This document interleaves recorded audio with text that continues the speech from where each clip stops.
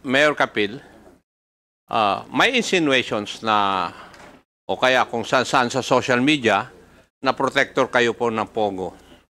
Kayo po ay nanalo o masenso dahil sa Pogo. What can you say about that? Bago po ako naging mayor, negosyante na po ako. Congressman Akop, you are now recognized. Thank you, Mr. Chair. Mayor Kapil. Yes, po, Your Honor. Pasensya ka na, Mayor. Narinig ko kanina yung hinaing mo eh.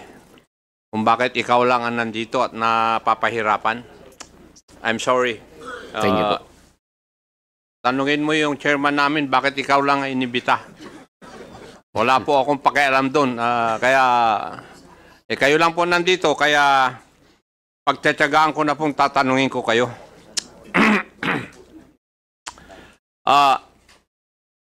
Mayor Kapil, may insinuations na o kaya kung saan sa social media na protector kayo po ng Pogo.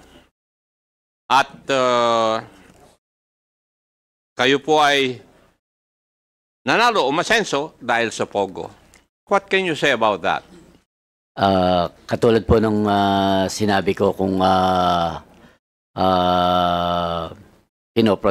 we're protecting, sana na-issuean na ho natin sila ng permit nung January 2024.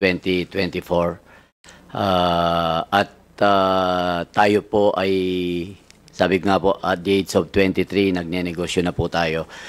Bago po ako naging mayor, negosyante na po ako. Hindi ako naging mayor, then nagnegosyo, Your Honor. Bakit po nung 2024 nyo lang na-issuean ng desist order yung kwan? Yung pong permit kasi nila, meron pa silang license sa PAGCOR. January 2023 po yung last issuance namin ng mayor's permit.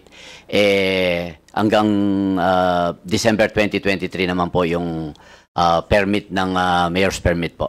So for 2023, meron po silang permit from PAGCOR. Yes, Your Honor. Would that be correct, PAGCOR?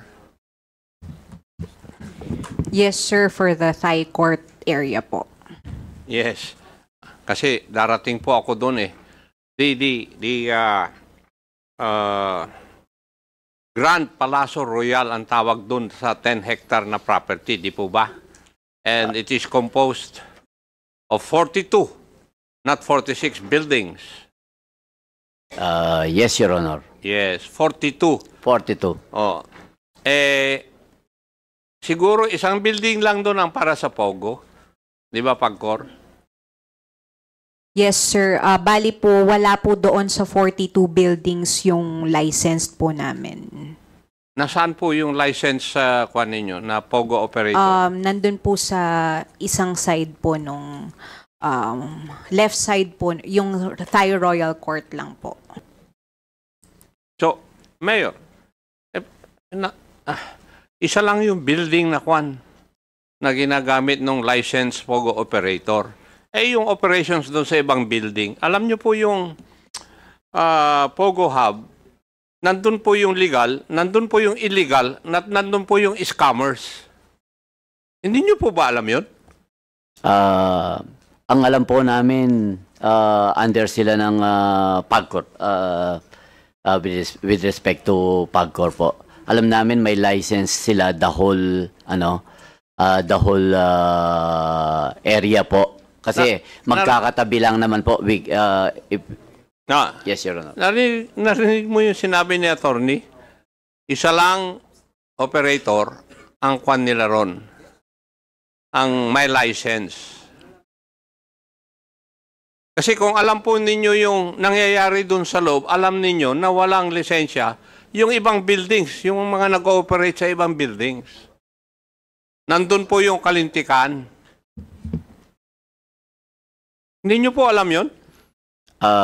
Your Honor, kasi po alam nga po namin na they are monitored by PAGCOR kasi may license po sila from PAGCOR. Are you trying to tell me, Mayor, na just because they're monitored by PAGCOR, inassume nyo na lahat ng 42 buildings, yung operations doon ay minomonitor?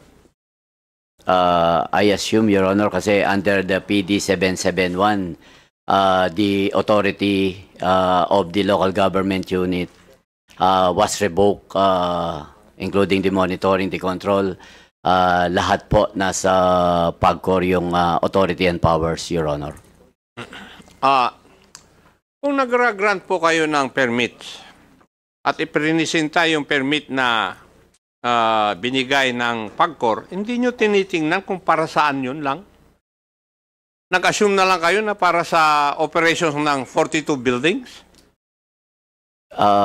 Yes, Your Honor, kasi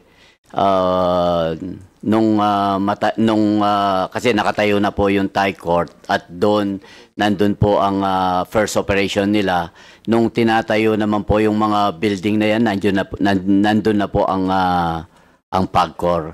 Kaya we assume na they know the construction, kasi po magkakatabi lang po naman. Bakit nyo inassume na alam ng PAGCOR yun? Wala naman sila they do not give permits. They do not issue a construction permit for buildings to be constructed. Hindi naman po sila nag-i-issue ng building permit. Kayo po. Yes, Your Honor, they applied for And then yung building permit. pag-apply ng business permit, kayo rin po, di po ba?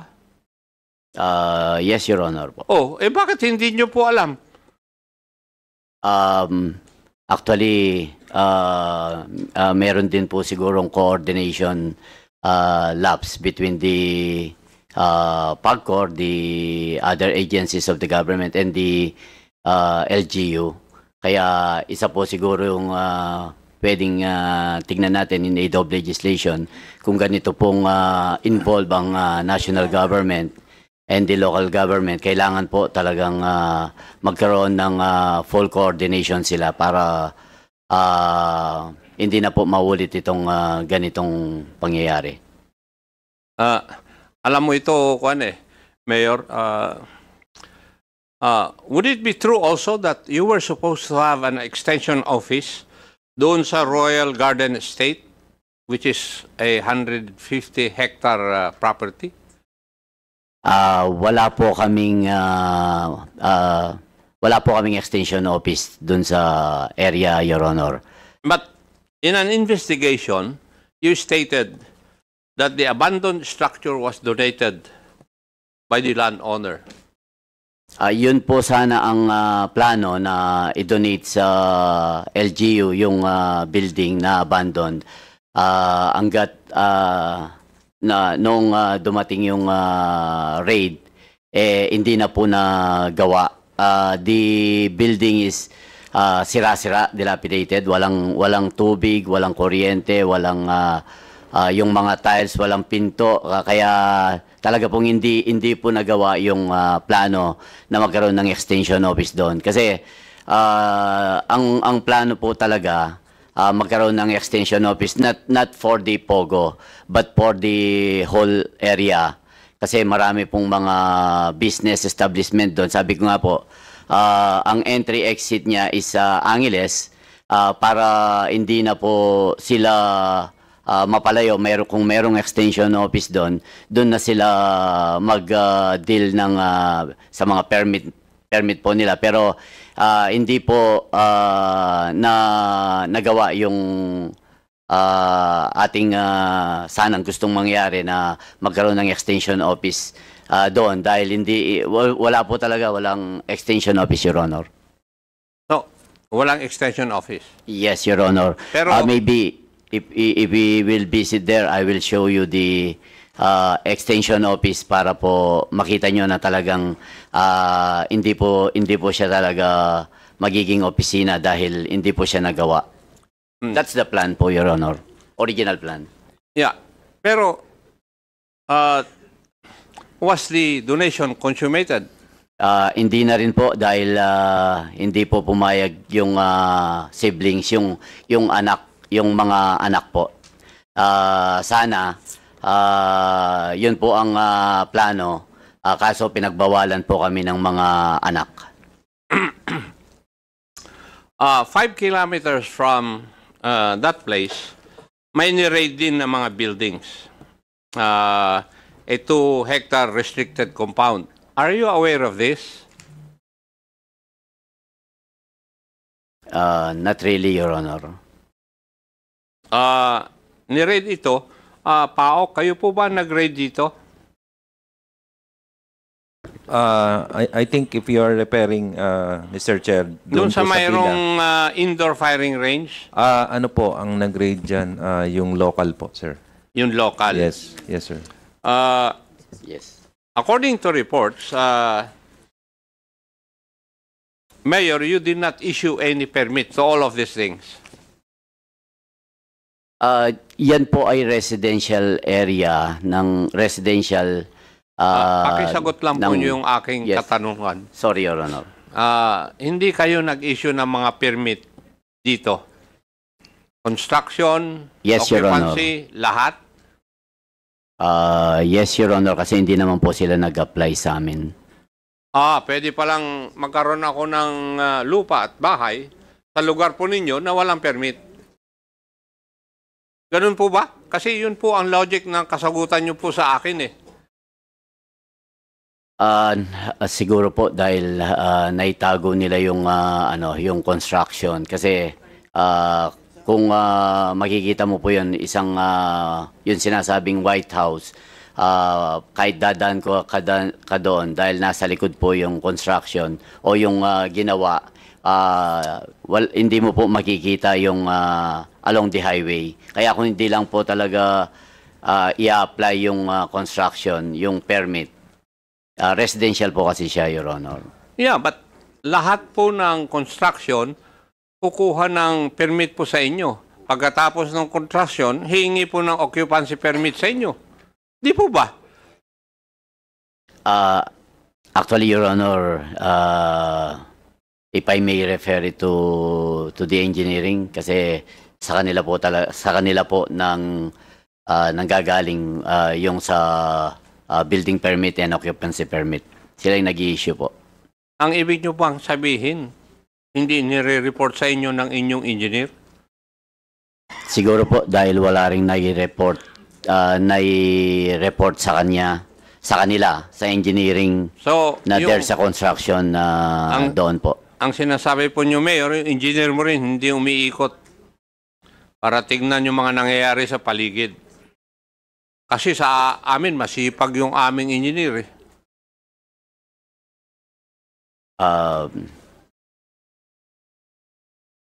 Hindi naman po siguro. Siguro talagang naitago lang po yung construction. When did you come to know about the existence of these structures? Nung pong magka-raid na nagkaroon ng memo si Governor na to check on the baka merong mga pogo po sa area namin. Agad kaming gumawa ng nag-conduct ng joint inspection team. Kaya during the joint inspection team, hindi rin kami pinapasok doon sa area. Kaya sumulat po kami sa aming PNP, PORAC, para sila na po ang mag-conduct ng search. Then they elevated to the provincial. Kaya ang provincial po ang nag-apply for search warrant po doon sa area, Your Honor. In coordination with our Chief of Police. Nag-conduct kayo ng inspection, hindi kayo pinapasok because of ang sabi ng mga tao, wala po kayong search warrant, di po ba? Yes, Your Honor. Bali, Yes. tinawagan po nila yung abogado nila. Sabi nila kung may search warrant sila. Kung may search warrant kami, papapasukin kami. Pero Now, kung wala, yes. What did you do after that? Wala na? We wrote to our local police. Then dun sa letter po namin, siya yung ginamit nila para makapag ano na po ng search warrant, Your Honor. Yung municipal engineer nyo nandyan, Yes, Your Honor. ano ba ang dapat ano yung protocol na susundin nyo pag nalaman nyo na yung isang property, wala lahat permit? Right, pagka-determine po namin na meron construction doon, Your Honor, nag-issue po kami ng notice of violation. Did you issue a notice of violation? Yes po, Your Honor. And signed by whom? Ako po, Your Honor. Ikaw ang may kapangyarihan na mag-issue ng violation? As per po dun sa building code po, yung building official po ang mag-i-issue po ng notice of violation. Sinagot po ba yung inyong kwan? Hindi po, Your Honor. And what would be your next course of action? Yung pong as per po dun sa building code, yung series of notices po, yun po yung ginawa namin, Your Honor. Nasa anong stage na po kayo? Ito po, yung nakapag-issue na po kami nung last violation, Your Honor. So, susulat na po kami niyan, i-report na namin po kay Mayor through the admin po para mabigyan po namin ng panahon kung ano po yung gagawin namin dun sa hindi pag-report po ng owner. Mayor, pagbigay sa iyo ng report na yun, ano po ang course of action ninyo? We'll refer it to our legal team po para kung ano po ang na maybe we can impose penalties po for not complying on the building permit and occupancy permit. Thank you, Mayor. Kanina, natanong po kayo ng isang tanong na hindi nyo nakukuha ito, nakokontrol dahil nandyan na po sila bago kayo naging mayor. Actually, hindi naman po yung nandyan na sila. Yung sinasabi po namin yung Thai court existing na po kung saan yung first building po na ginamit nila for the operation of the POGO. Hindi lang po siya na apply ng building permit and occupancy prior nung pag-upo ko po nung nagawa na po nung hindi pa ako nakaupo. Yung first building. Yung first building, Your Honor. Yes. That was in 2019. That was in 2019 po. And there are 42 buildings. Ang ibig nyo pong sabihin, yung 41 buildings, hindi nyo po alam na tinayo?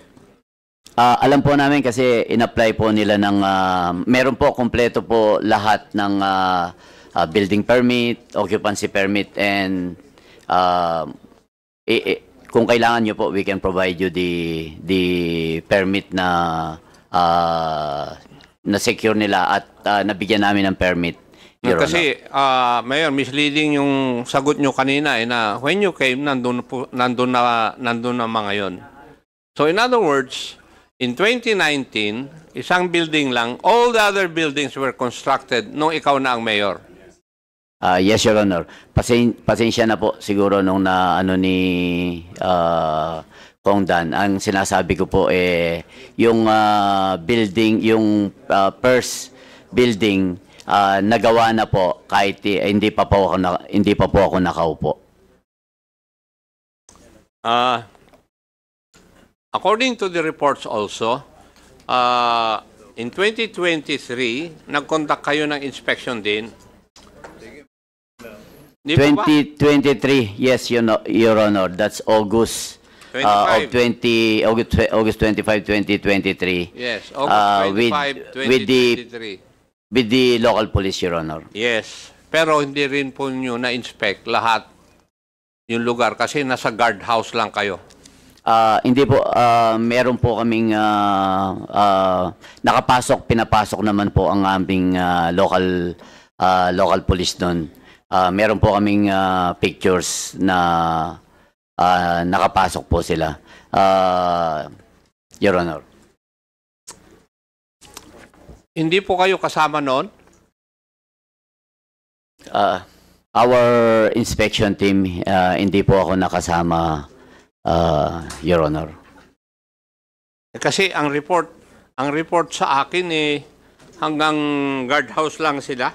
That was nung 2024 po. May 3, 2024. May 3, 2024. May 3, 2024 po, Your Honor. Dalawang inspection yung ginawa ninyo Isang August 25, 2023 at saka May 3, 2024. Opo, Your Honor. Nung una, pinapasok kayo. Bakit kaya nung May 2024, hindi na kayo pinapasok? Siguro po kung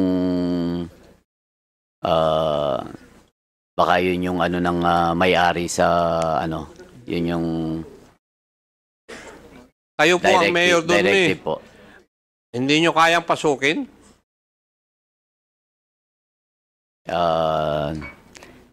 Nagkataon po hindi kami pinapasok, Your Honor. Ano po? Hindi kami pinapasok nga po, Your Honor. At that point in time, May 2024, wala na silang lisensya from PAGCOR. Hindi na rin nyo ni-renew. Hindi po ba? And yet, you're not able to inspect it. Actually, nalaman lang po namin yung wala na silang permit nung after the June 4 raid. So, in other words, Mayor, hindi nyo po ginawa yung inyong trabaho nakapag-operate sila without you being able to inspect kung anong nangyayari? Pumapayag po kayo ng ganon? Your Honor, dahil wala naman pong report sa amin na merong criminal acts dun sa area. Even the reports of the PNP, wala. Mayor, there were 9 bodies, foreign nationals, patay, na idinap malapit dan sa area na yan. And you're not aware of that? Walang krimen na nangyari? Your Honor, medyo malayo po yung area kung saan po dinamp yung dito. Dito po sa Manuali and Hacienda area. Pero upon the investigation of the PNP, galing po sila ng Manila. Dito lang po, sa amin lang po nadala, Your Honor. And we can provide you with the investigation of the PNP doon po. Yeah, please provide this committee the IR. Yes, Your Honor. Of that Opo. incident. Yes, Your Honor. Thank you. Thank you po. Mr. Chair, marami pong salamat. Thank you so much. The chair would like to recognize acknowledge the presence of Congressman Janet Garin, and she told me that she wanted to interpellate for another 30 minutes. Unfortunately, lucky for all of us, I said no. Okay. Chairman, Congressman Barbers, please. Chairman, there was already a pronouncement made by the President as to the banning of all POGOs, diba, yesterday, and it is now time that we put to task PAGCOR to start the ball rolling, ika nga. Now, question, do we still need them in our next hearing? The what? The PAGCOR? The PAGCOR? Do we still need Chairman Altenco to come and join us in our hearing? And, Well, I think we need to ask him to be present in the next hearing on Wednesday. Precisely, other members who wanted to have some queries kasi, as Mr. well. Chairman, he has to get the ball rolling, ika nga, and there's a lot of things that he has to do, you know. But I think he's a smart guy. And he can do that, what do you call that? The multitasking. He can do that. Since automated naman yung mga operation na yan, he can do that. Anyway, okay, lastly, okay, sa PAOK, ano po tayo, Thursday, Thursday, you will be leading the inspection on Thursday, 9 a.m. SM Mexico, no? So, doon po tayo, tapos coordinate with all the participants doon sa ating inspection. Okay? So to all those members who wanted to be included, please be there at SM Mexico. 9 o'clock. 9 o'clock. Saan doon exactly? Sa may, So, si ano na lang po, si Yusek Cruz na lang mag-coordinate to all those members who wanted to participate. So, please, do sa members who are watching or present, if you wanted to join that inspection day, please advise the COMSEC. Your presence will be highly appreciated. You're raising your hand, Mayor Kapil? Yes, Mr. Chairman. Doon po sa pagpunta nyo sa Porac para po maalalayan ko kayo, yung sinasabi po namin na entry-exit sa Angeles para lang po mas makita at ma-explain po namin. Mas maganda po siguro if you will allow na nandun po ako, Your Honor. Okay. So, we'll be coordinating with you through PAOK, Yes. ano? Para po dun sa, kasi unahin natin yun sa Mexico ba yan? kasi pag ganun eh. Mexico, then sa inyo, and then probably Bamban kung... Sige, SDS. Yung Mexico, kailangan nating puntahan talaga. Kayo ang nag-recommend yan, di ba? Para at least makita natin. Okay? So, sige. Okay, Mexico at saka Porac. Sige. Yusek, okay na yun, ano? Hindi, sila On Thursday, 9 o'clock. Yes, sir. This Thursday, yeah. Chairman, sige. How about the LGU of the, LG, Yusek Gilbert, siguro ikaw na po ang mag-ano sa kanila kasi you are the lead of this inspection. Yes, sir. We'll just... The mayor, the governor, opo, di ba? Yes, sir. Okay, lastly, you have submitted to us a timeline of what happened on June 4. Yun yung raid.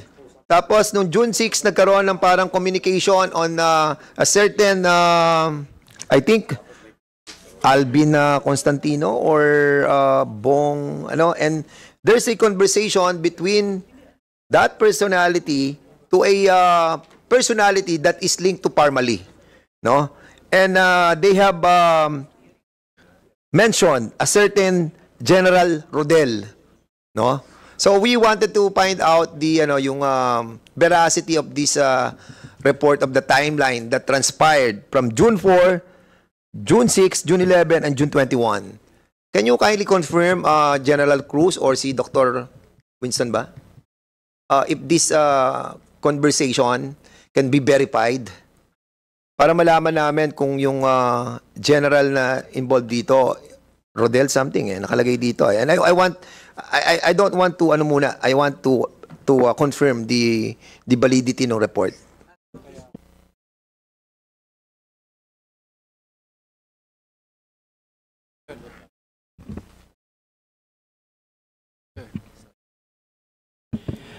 Your Honor, as of this moment, that would remain to be an unverified report as of this time, no? But you have in your custody that person that have this this opportunity to take that that photo. The person The actual screenshot.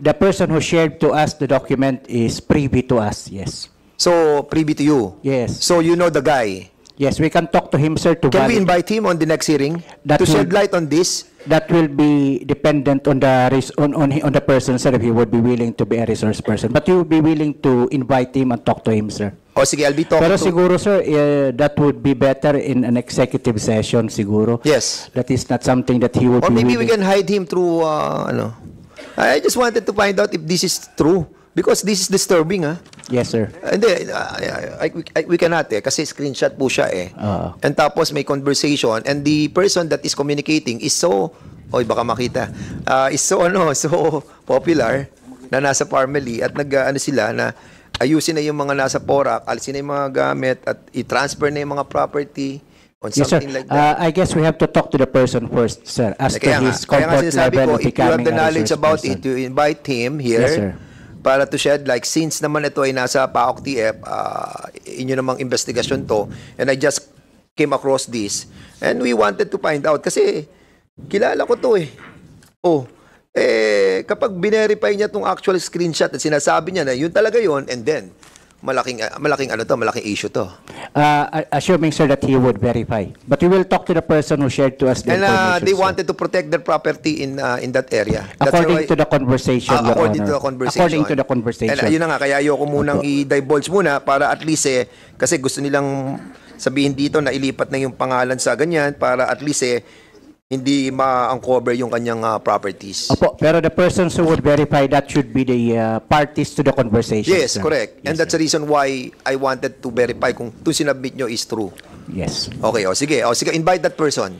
Yes, sir. We'll ask him to verify his conversation. Okay, thank you so much. So any other other matters that wanted to be discussed? Marami pa raw tayong pag-uusapan but I think 7:30 na po. So sakto tayo, alas 8, makakauwi na po tayo lahat. So we got Congresswoman Majority Leader, Deputy Majority Leader Janet Garin, please. Since no dinner has been prepared, Mr. Chair, I move that we adjourn or suspend.